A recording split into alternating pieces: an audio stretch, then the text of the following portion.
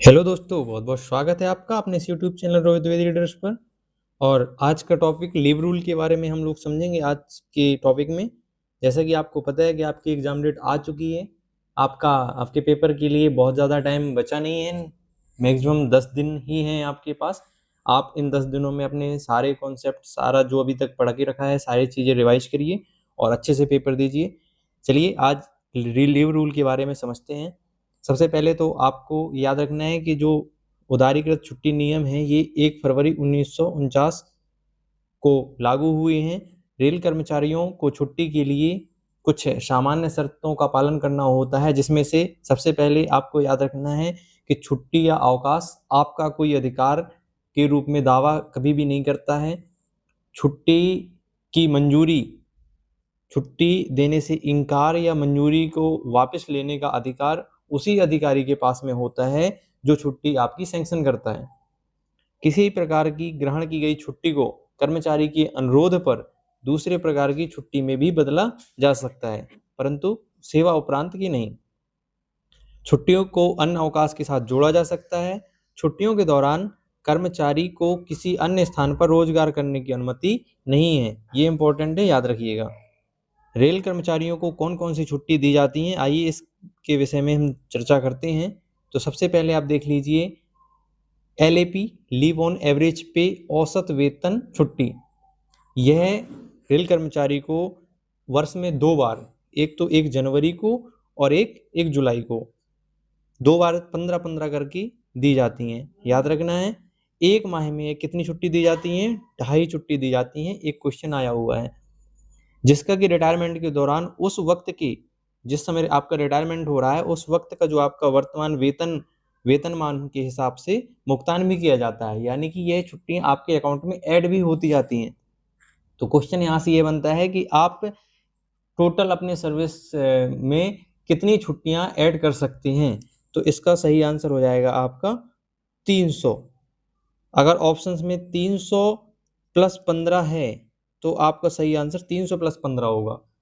आपका ऑप्शन में 300 है, फिर 315 है और 300 प्लस 15 है, तो आपका सही आंसर 300 प्लस 15 होगा, जिसका आपको 300 दिन का आपको लीव इनकेसमेंट कराएंगे तो आप रुपए ले सकते हैं। लीव इनकेसमेंट में आपको 2-2 साल का जो पीरियड टाइम होता है, 2-2 साल में आप 10 छुट्टियां लीव इनकेसमेंट करा सकते हैं, बशर्ते आपके पास 10 छुट्टियां लीव इनकेसमेंट कराने के बाद आपके सर्विस रिकॉर्ड में आपके अकाउंट में 30 छुट्टियां होनी चाहिए। ये याद रखना है आपको। ये LAP हो गया। दूसरी प्रकार की छुट्टी के बारे में चर्चा करते हैं हम। तो दूसरी प्रकार की छुट्टी क्या है? LHAP। LHAP क्या है?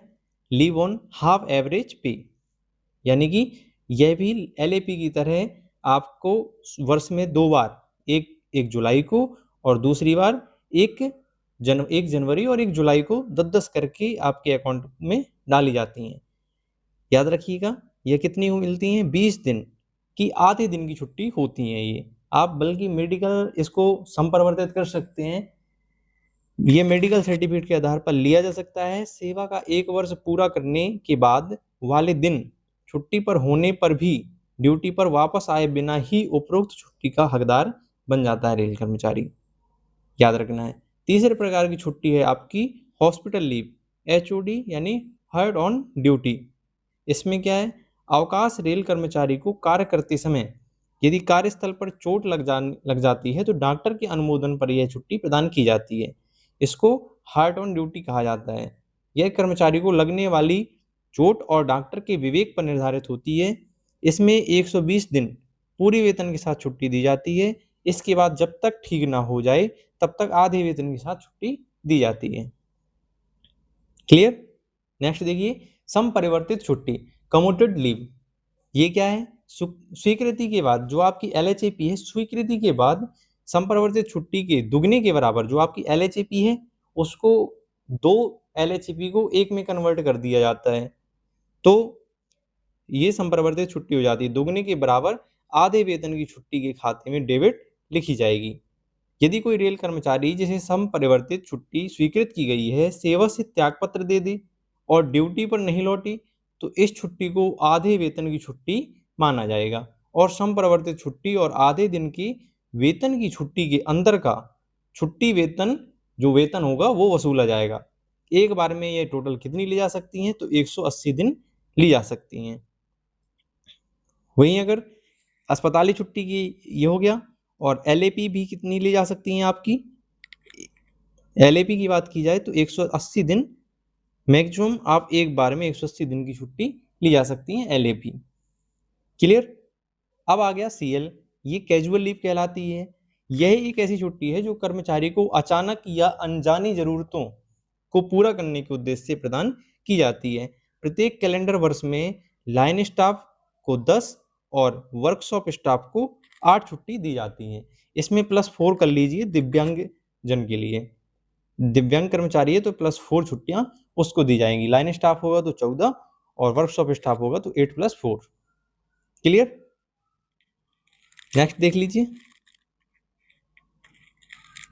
क्षतिपूरक आकस्मिक छुट्टी कंपनसेटरी कैजुअल लीव सीसीएल। जो कर्मचारी अवकाश के दिनों में काम कर रहे हैं उसे क्षतिपूर्वक आकस्मिक छुट्टी दी जाती है सीसीएल। ऐसे कर्मचारी को 1 महीने के अंदर ले लेनी चाहिए। क्षतिपूर्वक छुट्टी तथा अवकाश को मिलाकर ये इंपॉर्टेंट है, 3 दिन से ज्यादा नहीं दिया जा सकता। मैक्सिमम कितने दिन? 3 दिन। नेक्स्ट देखिए, मैटरनिटी लीव यानी प्रसूति छुट्टी। यह छुट्टी केवल महिलाओं को दी जाती है।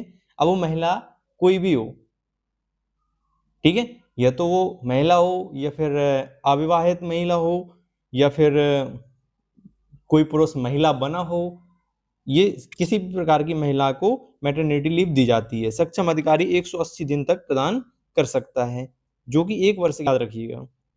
नेक्स्ट देखिए, पैटर्निटी लीव। पैटर्निटी लीव यह अवकाश रेलवे कर्मचारी को उस समय प्रदान किया जाता है जब उसकी पत्नी को कोई संतान पैदा होने की स्थिति में पत्नी की देखभाल के लिए 15 दिन। पैटर्निटी लीव कितने दिन की दी जाती है? 15 दिन की। और यह भी दो जीवित बच्चों तक प्रदान की जाती है। यह छुट्टी 180 दिन के अंदर ले लेनी चाहिए। और अगर ये पूछे कि कितने दिन पहले मिल सकती है, तो ये 15 दिन पहले मिल सकती है। आप डॉक्टर की जो डॉक्टर डेट देता है उसके सर्टिफिकेट के आधार पर 15 दिन 14 दिन पहले आपको ये छुट्टी मिल सकती है। और मैटरनिटी लीव कितने दिन पहले मिल सकती है? तो मैटरनिटी लीव आपको 90 दिन पहले मिल सकती है। मैटरनिटी लीव 90 दिन पहले मिल सकती है। और टोटल कितने दिन मिलती है? 180 दिन के लिए, 6 माह के लिए। क्लियर? नेक्स्ट देखिए, लीव नॉट ड्यू अदेय छुट्टी। यह छुट्टी तब दी जाती है जब स्थायी कर्मचारी के पास में किसी भी प्रकार की कोई छुट्टी ना हो। इस छुट्टी की सीमा आधे वेतन की उस छुट्टी के बराबर होगी जो कर्मचारी भविष्य में अर्जित कर सकेगा। और ये LHAP से फिर काटी जाती है, याद रखना। पूरे सेवा काल में डॉक्टरी प्रमाण पत्र पर इनकी अधिकतम सीमा कितनी है? 360 दिन, क्योंकि 1 साल में 20 मिलती हैं ये हाफ LHAP। तो लगभग ये मान लीजिए कि 36 साल में रिकवरी के हिसाब से 360 ये दी जाती हैं। कर्मचारी की आधे वेतन की छुट्टी के खाते में भविष्य में वह जो छुट्टी अर्जित करेगा उसके साथ इसे डेबिट काट लिया जाएगा। यदि कोई कर्मचारी काम पर लौट आए और उसके बाद इस्तीफा दे या सेवा मुक्ति ले, तो हमने जितनी उसको पहले से एडवांस में छुट्टी दे के रखी है वो उसके लिए हम उसकी वेतन से कटौती कर लेंगे। Leave not due. क्लियर? ये छुट्टी कब दी जाती है? जब आपके अकाउंट में किसी प्रकार की कोई छुट्टी ना हो। ठीक है? नेक्स्ट देखिए, बच्चा child care leave. Child care leave में देखना है आपको, यह छुट्टी महिला कर्मचारी को अपने प्रथम 2 जीवित बड़े बच्चों जिनकी आयु 18 वर्ष से कम हो की देखभाल के लिए पूरे सेवा काल में 2 वर्ष यानी 730 दिन, याद रखना है, 730 दिन की छुट्टियां प्रदान की जाती हैं। इसे एक बार में कम से कम 15 दिन नहीं, 5 दिन तक लिया जा सकता है। और वर्ष में मैक्सिमम 3 बार से अधिक नहीं ले सकते हैं। और कम से कम जब भी लेंगे तो कम से कम 5 दिन से कम नहीं लेंगे। और वर्ष में 3 बार से अधिक नहीं ले सकते। टोटल कितनी पूरी सेवा काल में ले सकते हैं? 730 दिन। ठीक है? यह छुट्टी कर्मचारी को अलग से प्रदान की जाती है तथा उसके किसी खाते से नहीं काटी जाती है। अब स्टडी लीव के बारे में समझ लीजिए। यह छुट्टी उसी रेल कर्मचारी को दी जा सकती है जिसकी 5 वर्ष से अधिक नियमित अविच्छिन्न सेवा हो तथा जिसकी उस स्थिति में 3 वर्ष के अंदर अधिवार्षिक आयु देय न बनती हो। मतलब ये है कि 3 वर्ष के अंदर उसका रिटायरमेंट न होने वाला हो। अगर वो उसकी सर्विस इतनी बची है कि वो 3 साल से ज़्यादा सर्विस कर सके, तो और उसकी सर्विस कितने साल होनी चाहिए, 5 साल की सर्विस होनी चाहिए, तब उसको स्टडी लीव मिलेगी। उसमें भी कंडीशन है, जिस तिथि को उसकी छुट्टी समाप्त हो रही हो उसमें भी कौन कौन सी कंडीशन है आज देख लीजिए। सबसे पहले तो भारत में अथवा बाहर से उच्च शिक्षा तथा तकनीकी विषयों संबंधी कोर्स करने के लिए जिसका उसके कार्य क्षेत्र से सीधा अथवा घनिष्ठ संबंध हो, मतलब जिस फील्ड में आप जॉब कर रहे हैं उससे डायरेक्ट संबंधित है, अगर कोई आपकी जो आप हायर एजुकेशन कर रहे हैं उसके लिए आपको छुट्टी दी जा सकती है, ये स्टडी लीव दी जा सकती है। प्रशिक्षण अथवा अध्ययन दौरे के लिए जो कार्य क्षेत्र से संबंधित हो तथा सरकार को उससे लाभ हो, यानी रेलवे को आने वाले समय में आपकी उस जो भी आप कोर्स करने वाले हैं उस कोर्स से डायरेक्ट फायदा हो रहा है, तो आपको इस कंडीशन पर आपको स्टडी लीव दी जा सकती है। उस अध्ययन के लिए जो कर्मचारी के बौद्धिक विकास में सहायक हो, चाहे उसका रेल के कार्य से कोई संबंध हो या ना हो, नॉर्मल पीएचडी के लिए भी आपको स्टडी लीव दे सकते हैं। ग्रुप का एवं खा के लिए अध्ययन छुट्टी मंडल रेल प्रबंधक द्वारा दी जाती है, रेल प्रबंधक की स्वीकृति से दी जाती है। किसी भी एक बार में अधिकतम 12 महीने तथा पूरे सेवा काल में अधिकतम 24 महीने। और जो डॉक्टरी वाली फील्ड है या पीएचडी वाली डॉक्टरेट वाली जो लाइन है उसके लिए अधिकतम 36 महीने के लिए दी जाती है स्टडी लीव, याद रखना है। अब पढ़ेंगे हम extra ordinary leave, EOL. EOL जब कोई जब कोई छुट्टी आपके अकाउंट में ना हो, ये तो 2-3 कंडीशंस के आधार पर दी जाती है। जब आपके पास कोई छुट्टी ना हो, एक तो ये हो गया, और आप इस कंडीशन पर ना हो, इस कंडीशन पर हो कि आप लीव नॉट ड्यू नहीं ले सकते क्योंकक्योंकि सेवा भी नहीं बची हुई है कि आपके अकाउंट से कटौती की जा सके।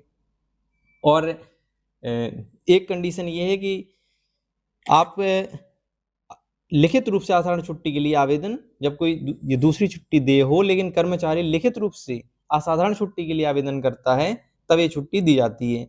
सभी प्रकार की, एक कंडीशन ये याद रखना, ये इंपॉर्टेंट है, सभी प्रकार की छुट्टियों को मिलाकर एक ही बार में आप 5 वर्ष से ज्यादा छुट्टियां नहीं ले सकते। यह बिना वेतन की छुट्टी होती है, मतलब यह बिना वेतन की छुट्टी होती है। इस छुट्टी में आपको कोई वेतन नहीं दिया जाता है। नेक्स्ट देख लीजिए, स्पेशल डिसेबिलिटी लीव, विशेष अशक्तता छुट्टी कौन सी है? यह छुट्टी इसको व्रिल के नाम से भी जाना जाता है, व्रिल याद रखना है, अभी नया नाम चेंज हुआ है इसका, व्रिल। यह छुट्टी उन स्थायी या अस्थायी कर्मचारी को दी जाती है जिनको ड्यूटी करते हुए या उसके परिणाम स्वरूप अपनी पदीय स्थिति के कारण शरीर को क्षति पहुंची हो और वे अशक्त हो गए हों। यह छुट्टी डॉक्टरी प्रमाण पत्र के आधार पर प्रदान की जाती है।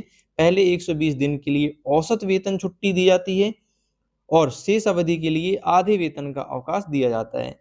किसी भी स्थिति में यह 24 माह से अधिक नहीं हो सकती। क्लियर?